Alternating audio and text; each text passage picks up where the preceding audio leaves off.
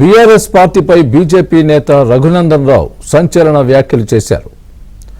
MP టికెట్లను BRS party అమ్మకానికి పెట్టిందని ఆరోపించారు. మెదక్ ఎంపీ సీట్ను కేసీఆర్ కాళ్లు మొక్కిన ఎమ్మెల్సీ వెంకట్రామరెడ్డికి బేరం పెట్టారని అన్నారు. బీఆర్ఎస్ పార్టీతో బీజేపీ పొత్తు ప్రసక్తే లేదని అన్నారు. కర్ణాటక, మహారాష్ట్ర, ఏపీలో బీఆర్ఎస్ ఎందుకు సమీక్షలు చేయడం లేదో చెప్పాలని డిమాండ్ చేశారు. వచ్చే పార్లమెంట్ ఎన్నికల్లో కవితకు ఎంపీ సీట్ ఇస్తారా లేదా అని ఎద్దేవా చేశారు.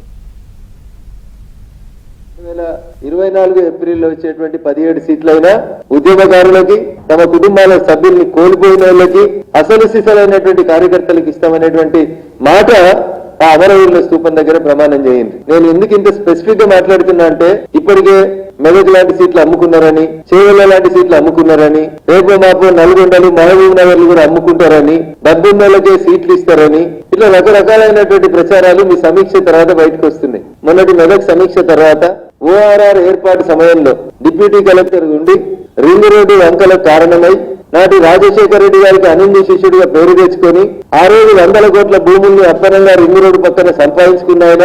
తర్వాత 7 సంవత్సరాలు సిద్దిపేట కలెక్టర్ ఉండి మల్లన్న సాగర్, రంగనాయక సాగర్, పోచమ్మ సాగర్ల పేరిట మా జిల్లా రైతాంగం ఉసురు పోసుకొని రాత్రులకు రాత్రులు పోలీసులను పెట్టి ఊర్లను ఖాళీ చేయించి నష్టపరిహారం సరిగ్గా ఇవ్వకుండా ఆ రోజు సంపాదించుకున్న 100 కోట్ల భూములను ఈ రోజు లక్షల కోట్లుగా మార్చుకొని కలెక్టర్ల నుండి కాళ్లు మొక్కి ఎమ్మెల్సీలు తెచ్చుకున్న వాళ్ళకి మళ్ళీ 100 కోట్లకి మెదక్ ఎంపీ సీటు భారం పెట్టుకున్నారని కార్యకర్తలంతా గుసగుసలాడుతున్నారు. లేదు మేము అట్లా ఇయ్యం, నిజంగా నిజాయితీ ఉంటాం, ఓ కార్యకర్తకి ఇస్తాం, 2001 నుంచి పనిచేసిన వాళ్ళకి ఇస్తాం, ఎవరైతే కుటుంబాలు అమరులను త్యాగం చేసిందో ఆ కుటుంబాలకు ఇస్తాం అని చెప్పే దమ్ము ధైర్యం మీకుందా?